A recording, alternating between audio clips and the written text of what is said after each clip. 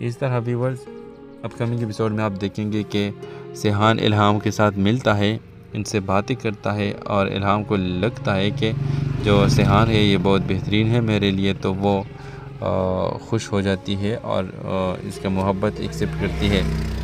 تو اس طرح ویورز آپ دیکھیں گے کہ ان کی دونوں کی شادی بھی ہو جائے گی۔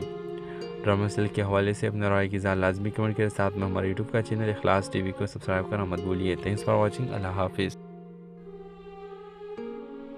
السلام علیکم ویورز، ڈرامہ سیریل ہمراہی کے نیکسٹ ایپیسوڈ میں آپ دیکھیں گے غازی یوسف کو جیسے ہی یہ معلوم ہوتا ہے کہ سیحان کو جان بچانے والی ہارٹ ڈونر ایلف ہے، تو ایک لمحے کے لیے وہ مکمل خاموش ہو جاتا ہے، لیکن اگلے ہی لمحے اس کے چہرے پر ایک عجیب سی شیطانی مسکراہٹ آ جاتی ہے۔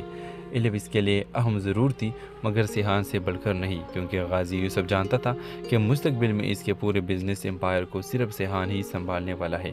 جب غازی یوسف ایلف سے ملنے جاتا ہے تو وہ اس سے کہتا ہے، تمہاری یہ قربانی کبھی رائے گاں نہیں جائے گی، تمہارا اور سیحان کا عشق ہمیشہ امر رہے گا۔ اس کے بعد ایلف اپنی جان قربان کرتے ہوئے اپنا دل سیحان کو ڈونیٹ کر دیتی ہے اور ہمیشہ کے لیے اس دنیا سے رخصت ہو جاتی ہے۔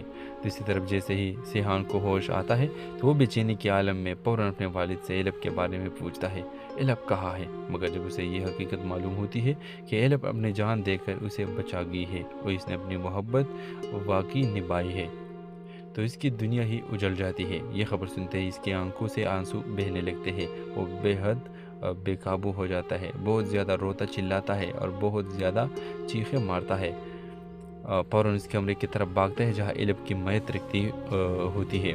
ایلف کو اپنے سامنے بے جان دیکھ کر سیحان مکمل طور پر ٹوٹ جاتا ہے، وہ اس صدمے کو برداشت نہیں کر پاتا اور دوبارہ بے ہوش ہو جاتا ہے۔